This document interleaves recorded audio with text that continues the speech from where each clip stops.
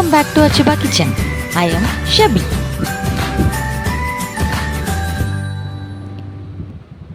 இன்றைக்கி நம்ம தக்காளியில் ஊறுகாய் எப்படி பண்ணுறதுன்னு பார்க்க போகிறோம்.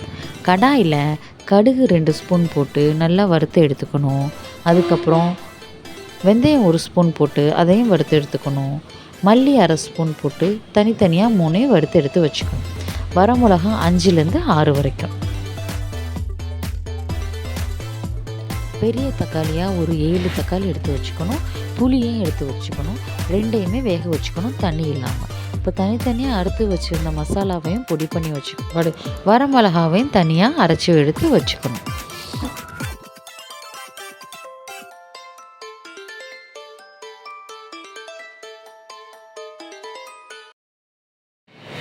அந்த தக்காளியையும் புளியையும் தண்ணி ஊற்றாமல் நல்லா வேக வச்சுக்கணும்.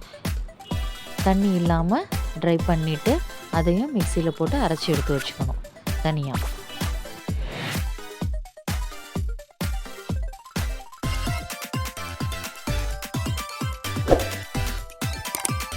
கடாயில் 2 ஸ்பூன் எண்ணெய் ஊற்றி கடுகு போட்டு நல்லா வெடிக்க விட்டதுக்கப்புறம் வெள்ளைப்பூடு ஒரு 6-7 வெள்ளைப்பூடு நல்லா உடச்சி வெள்ளைப்பூடு போட்டுக்கணும்.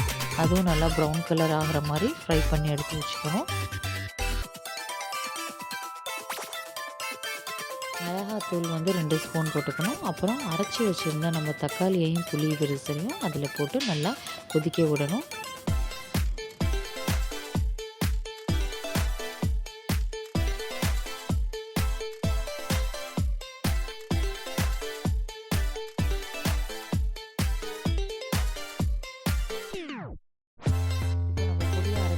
மசாலா மிளகா அதையும் எல்லாத்தையும் போட்டு நல்லா ஒரு 10 நிமிஷம் வரைக்கும் கொதிக்க விட்டு இறக்கணும்னா சுவையான ருசியான தக்காளி ஊறுகாய் ரெடி. இதை நம்ம சாதத்துக்கு சாப்பிட்லாம், இட்லி தோசைக்கு சாப்பிட்லாம். எங்கேயாவது ஊருக்கு போகிறோம் அப்படின்னா பேக் பண்ணி கொண்டு போனோம்னா கெட்டு போகாமல் அப்படியே இருக்கும், ஒரு வாரம் இருக்கும்.